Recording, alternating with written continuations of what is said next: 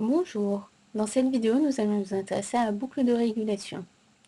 Nous verrons en classe la boucle de régulation de la glycémie. Je vous recommande fortement de prendre des notes. Après avoir visionné cette capsule, vous serez capable d'expliquer ce qu'est une boucle de régulation et d'expliquer comment les composants d'une boucle de régulation communiquent entre eux dans l'organisme. Alors voyons d'abord ce qu'est une boucle de régulation.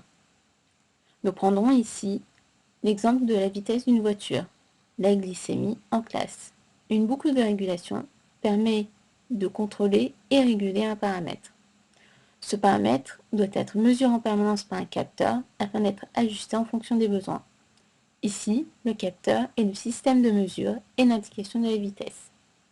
Lorsque le paramètre est mesuré, il faut le comparer à une valeur de référence. Ici, 60 km/h. C'est le rôle du régulateur que de comparer la mesure réelle avec la mesure de référence. Si les deux valeurs sont identiques, alors le régulateur ne fait rien. Par contre, si la mesure réelle est inférieure à la valeur de référence, alors le régulateur va demander l'augmentation du paramètre. De même, si la mesure réelle est supérieure à la valeur de référence, alors le régulateur demande la diminution du paramètre.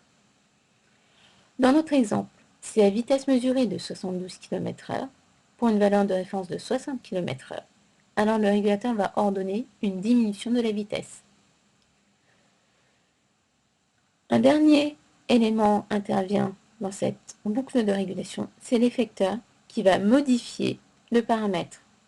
Dans notre cas, le paramètre est la vitesse et le frein est l'effecteur qui va les réguler. Alors, comment les composants de la boucle communiquent entre eux?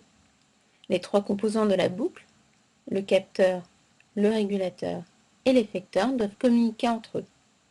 Dans notre exemple, les composants communiquent entre eux par un système de câblage et de tuyauterie.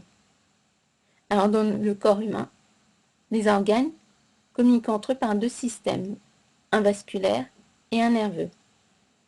C'est le vasculaire qui nous intéressera par la suite. Vous retrouverez bien sûr tous ces éléments pour élaborer la boucle de régulation de la glycémie en TP.